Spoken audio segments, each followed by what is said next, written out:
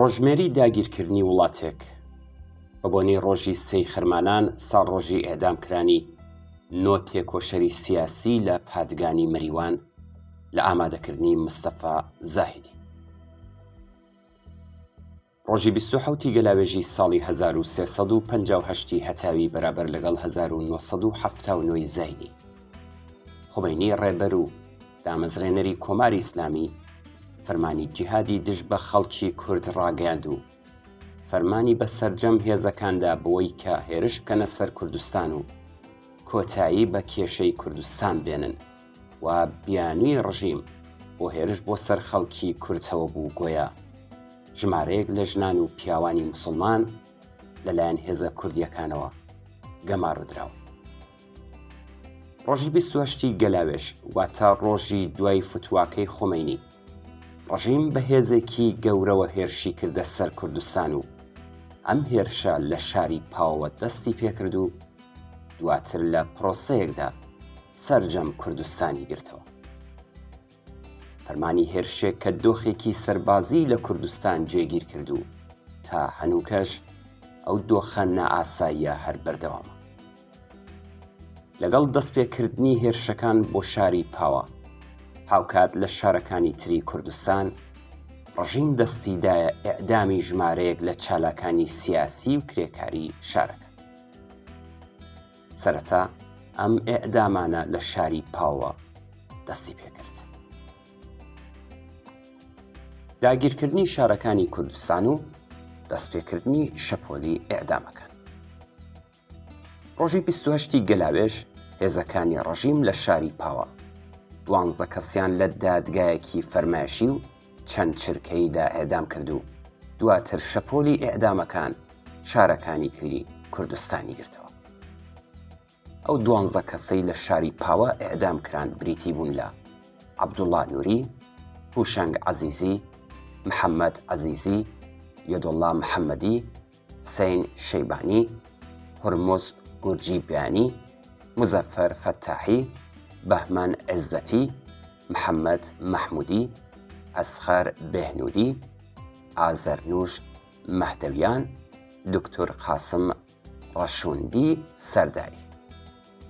شەپۆلی ئێعدامەکان کە لە شاری پاوە ڕۆژی 28 گەلاوێژ دەستی پێکرد بوو هەر بەردەوام بوو. ڕۆژی دواتر واتە ڕۆژی 29 گەلاوێژ هەر لە شاری پاوە 7 لاوی ئەو شارە ئێعدام کران. یاری سوپای ئیسلام و ڕژیمی تازە بەدەسەڵات گەیشت و بۆ سەر کوردستان کە ئێعدام و کوشت و بڕی خەڵک بوو و لە پاوە دەستی پێکرد بوو شارەکانی تری کوردستانی گرتەوە، لەوانە مەریوان، سنا، سەقز و مەهاباد. ڕۆژی سێی خرمانان و 5 ڕۆژ دوای هێرشی ڕژیم بۆ سەر کوردستان لە پادگانی شاری مەریوان 9 کەس لە چالاکانی سیاسی کرێکاری ئەو شارە کە سەرجەمیان لە چاکلاکانی یەکێتی جوتیاران و ڕێکخراوە مەدەنیەکانی ئەو شارە بوون کە کۆمەڵە دایمەزران بوون ئێعدام کران و ئەو 9 کەسە بریتی بوون لە ئەمین مستەفا سوڵتانی، حسەین مستەفا سوڵتانی، جەلال نەسیمی، حسەین پیرخزری، ئەحمەد پیرخزری، دکتۆر ئەحمەد ئەخزەری، فایق عەزیزی، ئەحمەد قادرزادە و عەلی دادستانی. بەم شێوەیە فەیلەقوز کە جارێکی تر ڕووی کرد بووە شار 9 کەس لە چالاکانی کرێکاری و مەدەنی ئەو شارەی لە دادگاییکردنی چەند چرکەیدا ئێعدام کرد. ماشێنێکی ئێعدام کە درێژەی کێشا و پەلی هاویشت بۆ شارەکانی تری کوردستان. ئامادەبوونی سەربازی و هەوڵدان بۆ ترساندن و چاوترسێنکردنی خەڵک لەلایەن ڕژیمەوە هەر بەردەوام بوو. بەڵام خەڵکیش بەردەوام دژی ئەم سیاسەتەی ڕژیم دەوەسانەوە.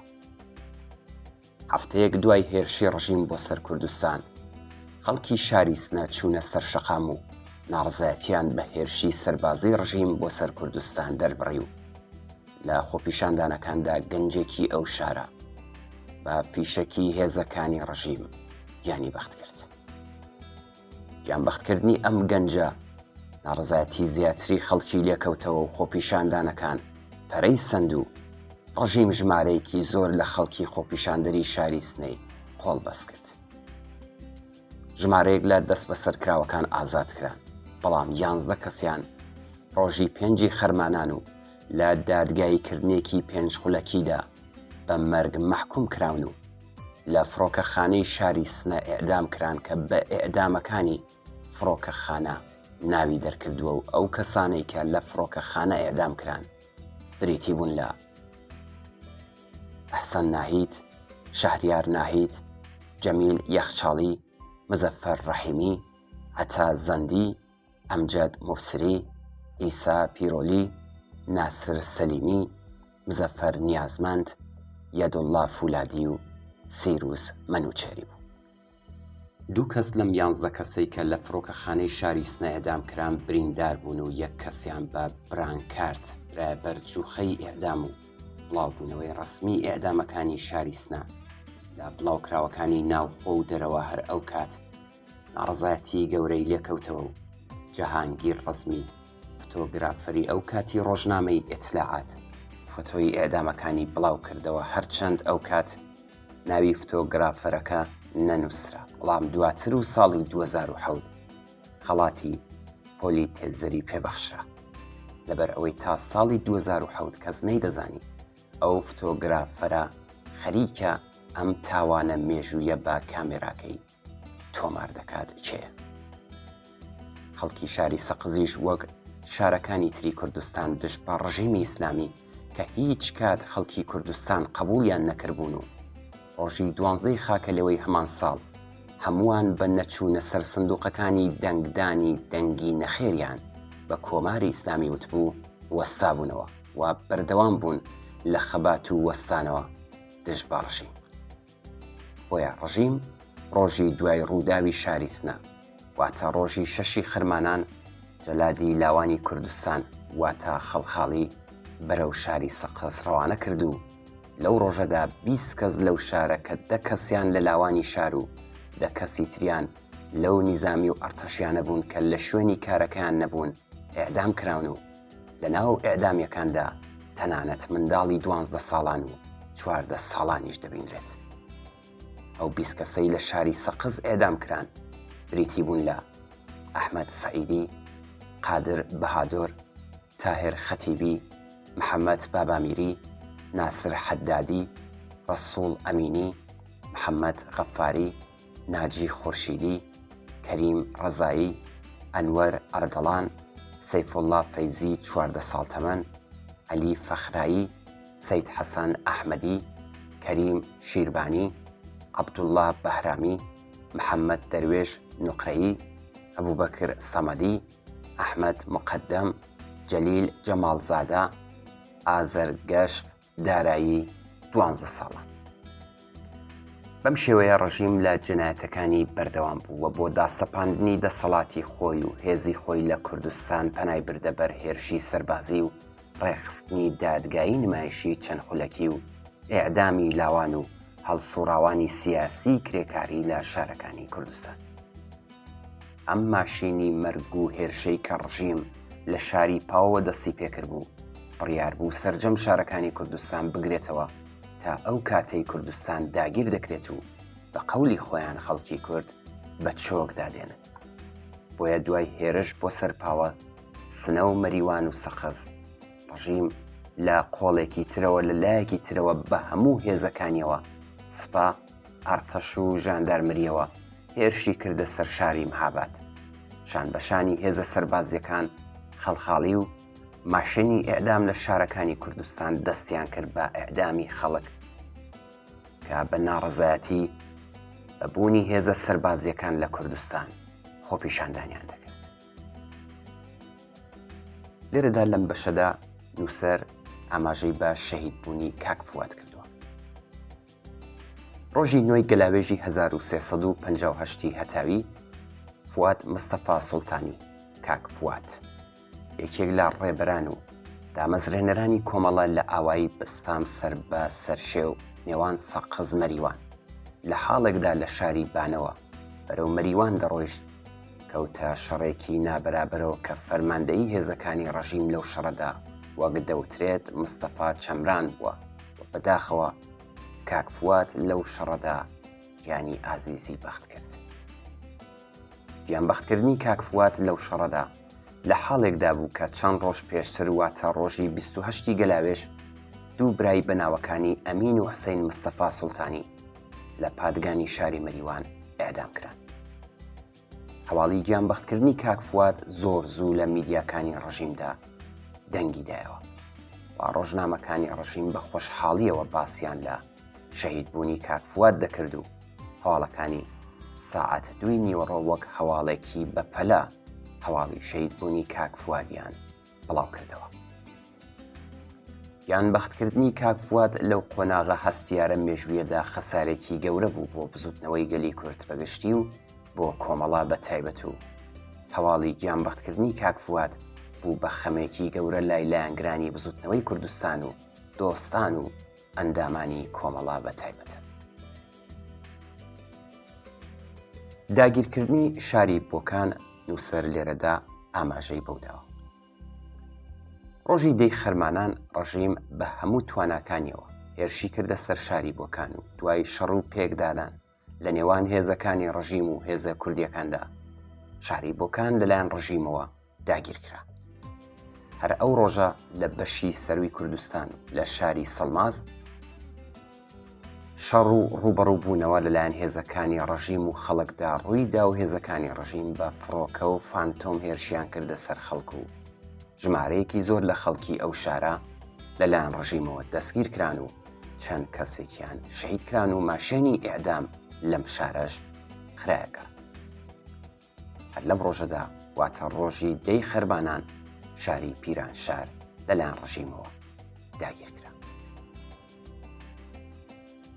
قارنە و قەڵاتان ڕۆژی 11 خەرمانان هێزەکانی ڕژیم بە فەرماندەیی ئاخوند حەسەنی هێرش دەکەنە سەر 2 گوندی قارنە و قەڵاتان لە دەوروبەری شاری نەغەدە و کۆمەڵکوژیەکی گەورە لەو شارە ڕێک دەخەن و لەو کۆمەڵکوژیەدا 68 کەس لە خەڵکی ئەو 2 گوندە بە ژن و پیر و منداڵەوە لەلایەن هێزەکانی ڕژیمەوە دەکوژرێن و ڕژیم کە عادەتی بوو هەواڵی ئێعدامەکانی کوردستان بە پەلە لە میدیاکانی خۆیەوە بڵاو بکاتەوە، بەڵام بۆ پەردە پۆشکردنی ئەم ڕووداوە 20 ڕۆژ دواتر هەواڵی کۆمەڵکوژی قارنە و قەڵاتانی بڵاو کردەوە و بەناو لیژنەیەکیان پێکهێنا بۆ لێکۆڵینەوە لەو ڕووداوە و هیچ کات ئەو لیژنەیە بە ئامانجێکی تەواو نەگەیشت و هیچ شتێکی نەدا بەدەستەوە. نووسەر لێرەدا باس لە بۆمبارانکردنی شاری مەهاباد دەکات. ڕۆژی 12 خەرمانان لە چوارسوچی شاری مەهابادەوە ئەم شارە بۆمباران کرا و دوای بۆمبارانکردن و کوشتنی ژمارەیەکی زۆر لە خەڵکی شاری مەهاباد لەلایەن ڕژیمەوە داگیر کرا و ماشێنی ئێعدام لەو شارە کەوتە ڕێو. نەک ئەو شارە بەڵکو ژمارەیەک لە گوندەکانیش لەوانە سەرشنار هێندرقاش هێرشیان کرایە سەر و کۆمەڵکوژی لەو گوندانە بەڕێوەچوو. دواتر هاتۆتە سەر داگیرکردنی شاری بانە. ڕۆژی 13 خەرمانە دوای شەڕ و پێکدادانێکی قورس لە گەردەنەی خان لە نێوان هێزەکانی ڕژیم لەوانە لەشکری 28 سنە و هێزە سیاسیە کوردیەکان شاری بانە لەلایەن ڕژیمەوە داگیرکرا.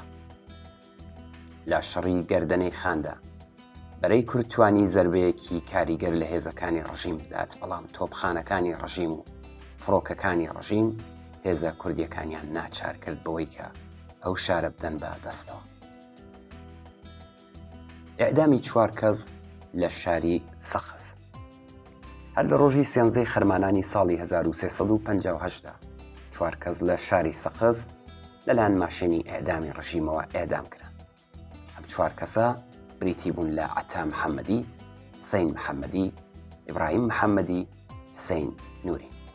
ئەم 4 کەسە بە تاوانی چالاکی چەکداری دژ بە هێزەکانی ڕژیم ئێعدام کران. نووسەر دواتر دێتە سەر داگیرکردنی شاری سەردەشت. ڕۆژی 15 خەرمانان تەکاوەرەکانی هێزی دەریایی و ئاسمانی شیراز بە یارمەتی هێزە ئاسمانی و زەمینیەکانی ئەرتەش دەستیان کرد بە بۆمبارانکردنی شاری سەردەشت کە چۆڵ کرا بوو و سەرنجام ئەو شارەیان داگیر کرد. بەم شێوەیە هێزەکانی ڕەژیم لەسەر فتوای خومەینی و بە فەروانی بەنی سەدر سەرۆک وەزیرانی ئەو کاتی کوردستان هێرشیان کردە سەر کوردستان و کوردستانیان کرد بە مەیدانی جەنگ و دۆخێکی سەربازیان لە کوردستان جێگیر کرد و ئەم دۆخە سەربازیە تا ئێستاش لە کوردستان هەروە بەردەوام. ئەوەی لە دوای 28 گەلاوێژی 1358ەوە لە کوردستان دەبیندرێت ڕاگەاندنی دۆخێکی نائاساییە لە کوردستان کە تا ئێستاکەش کە ئێستەیە ئەم دۆخە لە کوردستان هەڵنەوەشەوەتەوە و ڕژیم بە هەمان ڕوانینی ئەمنیەتیەوە چاو لە کوردستان دەکات. لە بەرامبەریشدا خەباتی گەلی کورد بۆ وەستانەوە دژ بە ڕژیم بە هەموو فۆرمەکانیەوە سەرڕای هەمووی کێشەیەک کە بۆ ئەم خەباتە هاتووەتە پێش هەر بەردەوامە و خەڵکی کورد بە ئێستاشەوە ئامادە نەبوون و نین ملکەچی ڕژیم.